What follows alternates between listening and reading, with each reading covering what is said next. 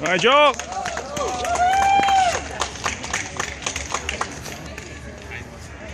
Thank you guys. Last year, when I was up here for the Fatherless Day rally, I joked about how I hadn't prepared a speech and I was just going to wing it as I pulled out my speech, right, to read it off. And this year, actually, I don't have anything. I started to write what I wanted to say a couple of times. And then I realized I'm not saying anything new, especially to this group of people. We already know what parental alienation is. We already know how abusive it is. We already know how broken our court system is. We already know the hell that we go through and that our children go through. Again, it was nothing new that was going to be said.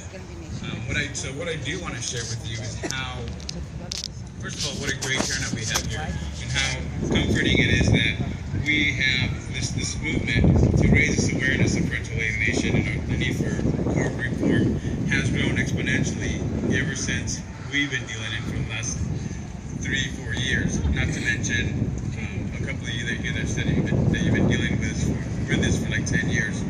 So I want to applaud you all for that. This is a great turnout. Thank you for being here. This is great. We're doing this. A lot of us are sitting here doing this not for our own children or grandchildren, Right. but for future generations, that they don't have to go through what we're going through.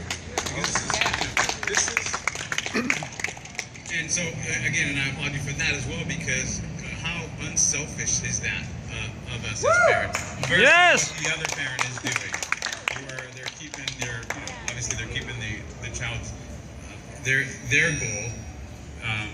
What they're doing is the exact opposite, and child abuse. But what I wanted to talk about is how what we need to do and what we're doing to raise the awareness to make the change happen. And this is one of them. Social media is just an amazing tool to use for that. And once in a while, I'll come across a post that says, you know, this fight isn't going to be won on Facebook or on Twitter or Instagram. And that's true. We need to organize, we need to come out, we need to talk to people. But that's an excellent tool to share and to like, even if you're just liking somebody else's comment, it's spreading awareness. And of course, if you share it, that'd be great. And I'm not talking about only in the closed groups, I'm talking about open groups. There's also been, some people will say that, you know, why, okay, here's somebody's starting up another group on Facebook. I applaud that as well. You can't have as many groups out there. Back when I first started dealing with this and our family started dealing with this, there were a handful of groups that were out there. And I'm glad to see that now if you Google or if you type in, search parental alienation or law reform, the hundreds of groups that come in. Yes, I do wish that all the groups would work in a more united way. I think a little bit more would get done, but you know what? There are a lot of groups out there, and that's another plus. Let me give you an example of another way that we can raise awareness is almost on a daily basis when I meet or interact with somebody new. Of course, I talk about kids. My wife and I are in the education field, and that comes up often. And I'll always tell everybody, I have girls, and I'll tell them their ages, and then when I get to my 16-year-old, I tell them how we haven't seen her in a couple of years. And they'll always pique their interest. And I know when I say that, I'm sure that the thought goes across their mind that, well, I wonder what's going on here. What did he do, right? And that doesn't bother me, because right away, I start telling them about parental alienation, about how it isn't anything that I've done. It's all because of, one, I have a parent who is so unselfish and so bitter and so upset with whatever it is that she's willing to hurt our child to get back at me. She's so vindictive that she's willing to abuse our child in the most horrific ways just to get back at me. And then I'll start talking about parental alienation, and then that'll lead into, of course, because I get asked, well, why don't you just take her to court? And it's really hard to not just laugh, right? Just go, you have no idea.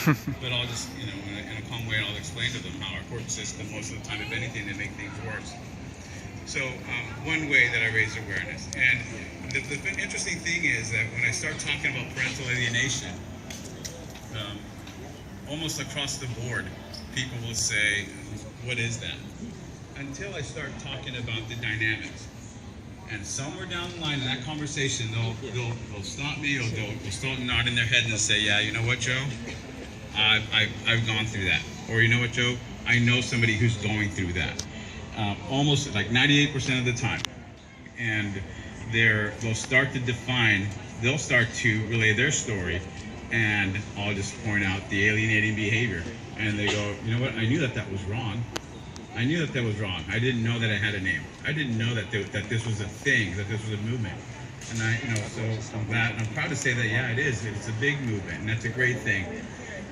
The other way that our family raises awareness is we have bumper stickers on the back that says "Children need both parents," and on the side a couple of stickers that say "Help stop parental alienation" on each side of our van. Not a Friday ago, 1 week ago yesterday, a lady pulled up next to us at a stop sign, and she started honking and gave us a thumbs up. And that happens often, and that's due to our stickers that say kids need both parents and parental alienation. But we rolled down our window, it was a red light, and she says, "Yes, thank you. Kids need both parents." And she was so passionate about it, and that I knew that she knows what this is. She's going through this. She gets it. But she did want to know, what is April 25? What is April25.org? And I explained April 25 is Parental Alienation Awareness Day. And so I started automatically explaining what parental alienation was, and she stops and says, "Oh no, I know what it is." She says, "That's a hidden monster." And I go, "You know what, exactly. That's how I know she gets it. Because it is a monster, and it is hidden. A lot of people don't know about it. So I think one of the best things we can do is talk about it as often as possible. Share the heck out of anything that has to do with it, especially a news story. Like it, comment.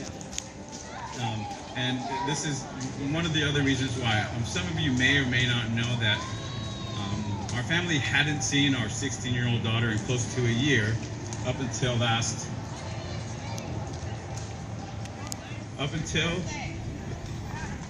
yeah, I know it's my birthday, honey. Up until April 14th, last Tuesday, it was my birthday. She surprised me. She got in touch with my wife and said that I want to surprise my dad for his birthday. So she showed up at where I was a substitute teacher, and this happened to be at my wife's school, and surprised me at the end of the day. You can imagine what a great surprise that was. Then, and it was like no time had gone by. It was like I had our daughter back. And of course, we don't talk about parental alienation. We don't talk about what a mother's doing. We don't talk about the court system. All we do is hang out and have fun. So we had a great day. And then she said, we told her my dad was going in to have a triple bypass that weekend, or the next week. So we wanted to go see him. And she volunteered. She's all, I want to go. I mean, I was floored. Yeah, you can applaud that. That's a huge deal. Our family hadn't seen her in over a year. And so at the same time, I'm thinking, okay, what's going on, right? I have no idea. Really. I can speculate, and I think what is happening is a couple of things.